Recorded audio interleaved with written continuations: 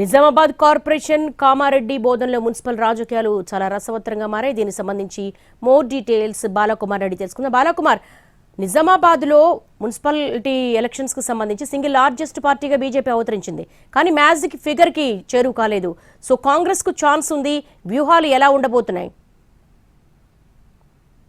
Nizamabad mayor పీఠంపై ఉత్కంఠ వీడింది. Mayor పీఠం దాదాపుగా కాంగ్రెస్ ఎంఐఎం కలిసి కైవసం చేసుకునేలా ప్లాన్ కొనసాగుతుంది. ఇప్పటికే కాంగ్రెస్ ఎంఐఎం కలిసి నిజామాబాద్ మేయర్ పీఠాన్ని కైవసం చేసుకోవాలని ఓ నిర్ణయానికి వచ్చాయి. దీంతో ఆ పార్టీ కూడా మేయర్ డిప్యూటీ మేయర్ అభ్యర్థుల కోసం వెతుకులాటను ప్రారంభించింది. ఇక నిజామాబాద్ కార్పొరేషన్లో బలమైన పార్టీగా అతిపెద్ద పార్టీగా అవతరించిన బీజేపీ తాము బలమైన ప్రతిపక్షంగా ఉంటామని కూడా ప్రకటించింది. దీంతో కాంగ్రెస్ ఎంఐఎంకు లైన్ క్లియర్ అయినట్టుగా చెప్తున్నారు. ఇక నిజామాబాద్ కార్పొరేషన్లో దాదాపుగా 60 డివిజన్లు ఉన్నాయి. అయితే ఎక్స్ ఆఫీషియో మెంబర్లతో కలిపి 65 డివిజన్లుగా అధికారులు చెప్తున్నారు. 25 ఓట్లుగా ఉన్నట్లు చెప్తున్నారు. ఇందులో మ్యాజిక్ ఫిగర్ 33గా నిర్ధారించారు. సో 33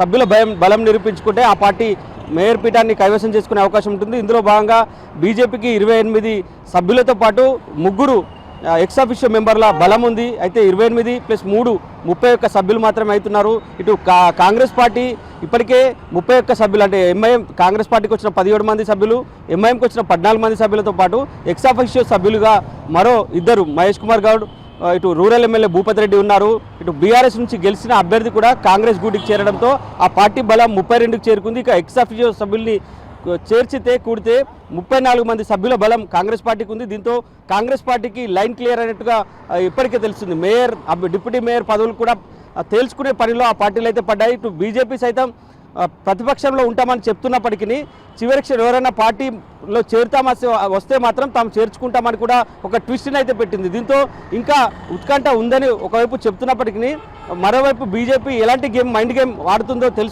అనేది మాత్రం ఇంకా ఉత్కంఠగా మారింది. ఇక కామారెడ్డిలో కూడా హంగు ఏర్పడింది. కామారెడ్డి మున్సిపాలిటీ మాత్రం క్షణంగా గంటకు రాజకీయం మలుపు తిరుగుతుంది. కామారెడ్డిలో 49 వార్డులు ఉండగా ఇప్పటి వరకు కాంగ్రెస్ పార్టీ 19 స్థానాలు, బీజేపీ 16, బీఆర్ఎస్ 11 స్థానాలు, స్వతంత్ర అభ్యర్థులు 3. అంటే ఏ పార్టీకి కూడా అక్కడ స్పష్టమైన మెజార్టీ రాలేదు. 20 స్థానాలు, 20 సభ్యుల బలం ఉన్న వారు మాత్రమే చైర్మన్ పీఠం కైవసం చేసుకునే అవకాశం ఉంటుంది. కానీ కాంగ్రెస్ పార్టీ 19 మంది సభ్యులు మాత్రమే అక్కడ ఉన్నారు. 25 మంది సభ్యులు అవసరం ఉంటుంది. సో స్వతంత్ర అభ్యర్థులు 3 కూడా కొద్దిసేపటి క్రితమే షబ్బీర్ అలీ సమక్షంలో కాంగ్రెస్ గూటికి చేరారు. అయితే మరో 2 సభ్యుల బలం అవసరం ఉంటుంది. ఆ 2 సభ్యుల కోసం కాంగ్రెస్ పార్టీ కసరత్తులు చేస్తుంది.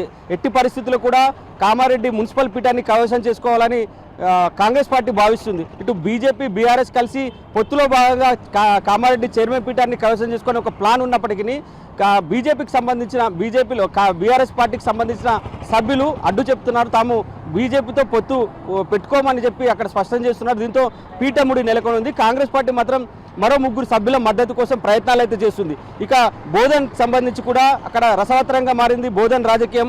బోధన్లో 38 స్థానాలు ఉన్నాయి. బోధన్లో 31 స్థానాలు ఉన్నప్పటికీ అక్కడ కూడా పూర్తి స్థాయి మెజార్టీ ఏ పార్టీకి రాలేదు. సో కాంగ్రెస్ పార్టీ కేవలం 17 స్థానాలు మాత్రమే హస్తగతం చేసుకోగలిగింది. ఎంఐఎం 12 స్థానాల్లో విజయకేతనం ఎగరేసింది. ఇక బీఆర్ఎస్ 5 స్థానాలు ఉన్నాయి. బీజేపీ 3 స్థానాలు గెలుచుకుంది. అదర్స్ అంటే ఇతరులు మాత్రం 1 స్థానంలో గెలుచుకుంది.